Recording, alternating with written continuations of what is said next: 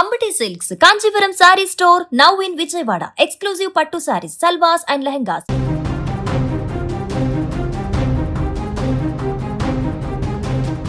తెలంగాణలో భిన్న వాతావరణం ప్రజలను ఉక్కిరిబిక్కిరి చేస్తుంది. ప్రస్తుతం రాష్ట్రంలో ఎండల తీవ్రత రికార్డు స్థాయికి చేరుకుంది.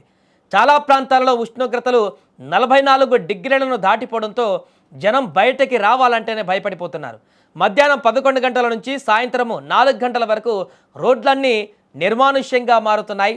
నిప్పులు కురిపిస్తున్న ఎండల వల్ల వడదెబ్బ తగిలే ప్రమాదం ఉందని అధికారులు పదే పదే హెచ్చరిస్తున్నారు. కానీ ఈ మండుటెండల మధ్య వాతావరణ శాఖ మరో షాకింగ్ న్యూస్ చెప్పింది.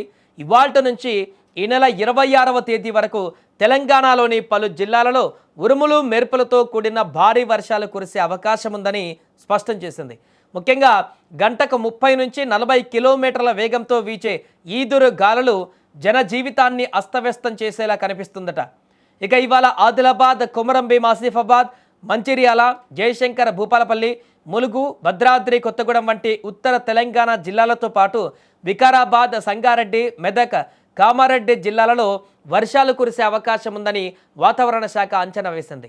వర్షాలు కురిసే సమయంలో ఉరుములు మెరుపులతో పాటు 30 నుంచి 40 కిలోమీటర్ల వేగంతో ఈదురుగాలులు వీచే అవకాశం ఉందని ప్రజలు అప్రమత్తంగా ఉండాలని వాతావరణ శాఖ అధికారులు హెచ్చరికలు జారీ చేశారు. దీంతో వారం రోజుల పాటు రాష్ట్రంలో అకాల వర్షాలు కురిసే అవకాశం ఉన్న నేపథ్యంలో రైతులు తమ పంట ఉత్పత్తులు కాపాడుకునేందుకు తగిన జాగ్రత్తలు తీసుకోవాలని అధికారులు సూచించారు. మరోవైపు వర్షాలు, ఈదురుగాలుల సమయంలో ప్రజలు బయటకు వెళ్ళవద్దని, చెట్లు, విద్యుత్ స్తంభాలు, హోర్డింగ్ల వద్ద ఉండవద్దని కూడా సూచించారు.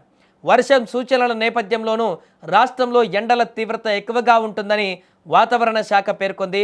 ముఖ్యంగా ఉదయం 11 గంటల నుంచి సాయంత్రం 4 గంటల వరకు ఎండల తీవ్రత ఎక్కువగా ఉంటుందని, ఆ సమయాలలో బయటకు వెళ్లే ప్రజలు ఎండ దెబ్బకు గురి కాకుండా తగిన జాగ్రత్తలు తీసుకోవాలంటూ కూడా అధికారులు సూచించారు.